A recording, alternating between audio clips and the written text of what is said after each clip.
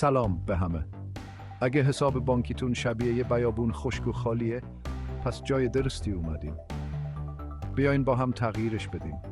اگه عاشق کارآفرینی هستین و آینده روشنی رو براش تصور میکنین، اینترنت فقط برای ویدیوهای بامزه، گربه‌ها و جوکان نیست.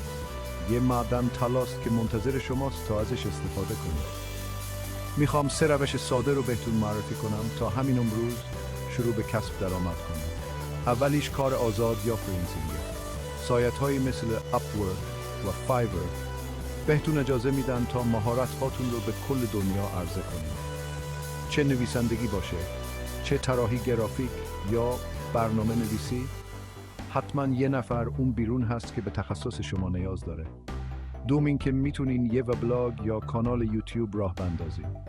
علایق و شور و شوقتون رو با دیگران به اشتراک بذارین، مخاطب جذب کنین و از طریق تبلیغات، اسپانسرها یا افیلیت مارکتینگ، بازاریابی پورسانتی کسب درآمد کنین. نکته مهم اینه که محتوای ارزشمند تولید کنین و با پشتکار ادامه بدین و در نهایت به فروش آنلاین محصولات فکر کنین. میتونین با پلتفرم‌هایی مثل شاپیفای یا اتسی فروشگاه آنلاین خودتون رو راه اندازی کنین. تو کاردستی استعداد دارین؟ پس همین سرگرمی رو به پول نقد تبدیل کنین. خب دیگه چی شما رو متوقف میکنه؟ دنیا تبدیل به بازار کار شما شده. همین حالا شروع کنین و درآمد کسب کنین.